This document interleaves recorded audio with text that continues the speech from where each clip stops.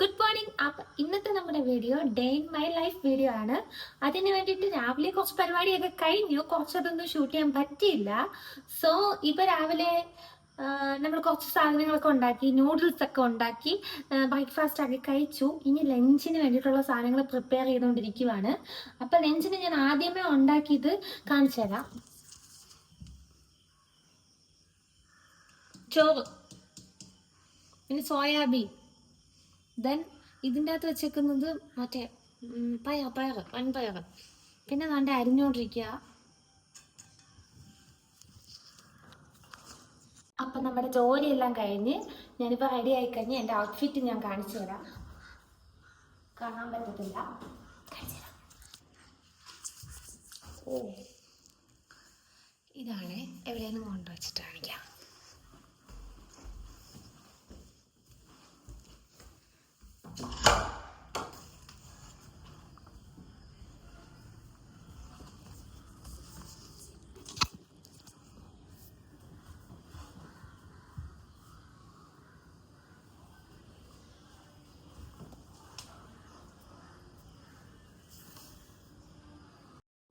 അപ്പോൾ ഇതാണ് എൻ്റെ ഔട്ട്ഫിറ്റ്. പിന്നെ ചോറും കറി ഇവിടെ അടച്ചില്ല. ചോറെല്ലാം റെഡിയായി. ചോറെന്ന് പറഞ്ഞാൽ ചോറ് പിന്നെ പയർ തോരൻ, സോയാബീൻ, ഇത് ഇത്രയും റെഡിയായി. ഞാൻ ലഞ്ച് ഇതാക്കിക്കൊണ്ടിരിക്കുക, പാക്ക് ചെയ്തുകൊണ്ടിരിക്കുക. ഇതാണേ ലഞ്ച്. ഓക്കെ, ഉപ്പിലിട്ട നെല്ലിക്ക.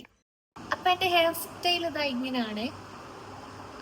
ഇങ്ങനെ ഇട്ടിട്ട് ബൺ ചെയ്ത് ഇവിടെ ഒരു ബൺ ചെയ്ത് വെച്ചേക്കുക. ഓക്കെ. ഇപ്പം ഞാൻ ആ ഡ്രൈവിംഗ് സ്കൂളിൽ വിളിച്ചായിരുന്നു. അപ്പോൾ അജി പറഞ്ഞു ഒരു അരമണിക്കൂർ കഴിഞ്ഞിട്ട് ഇറങ്ങിയാൽ മതി എന്ന് പറഞ്ഞു. അപ്പം എനിക്ക് എന്തായാലും വിശക്കുന്നു. അപ്പം ഞാനൊരു ആപ്പിൾ കഴിക്കാമെന്ന് വിചാരിച്ചു. ആപ്പിള് കടിച്ച് സാധാരണ കഴിച്ചാൽ ലിപ്സ്റ്റിക്ക് പോവും. അത് കാരണം നമുക്ക് സ്ലൈസ് ചെയ്ത് കഴിക്കാം. പിന്നെ 2 റിങ്ങാണേ ഉള്ളത്. അതിൻ്റെ അകത്തുനിന്ന് നമുക്ക്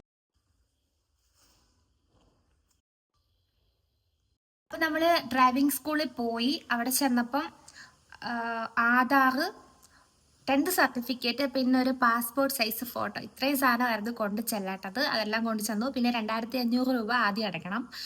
ഞാൻ ഗിയർ ഉള്ളതാണ് ചെയ്യുന്നത്, അതായത് ബൈക്കിൻ്റെ ആണ് ഞാൻ എടുക്കാൻ പോകുന്നത്. ബൈക്കും കാറും കൂടെ എടുക്കാൻ പോകുന്നത്.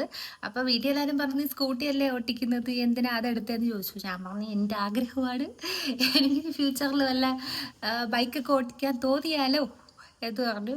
ഇങ്ങനെ അതെടുക്കുക. അപ്പം അവിടുത്തെ മാമും പറഞ്ഞു ആഗ്രഹമല്ലേ, അത് തന്നെ എടുക്കുമെന്ന് പറഞ്ഞു. അങ്ങനെ അതിന് ഉള്ള എല്ലാം കൊടുത്തു.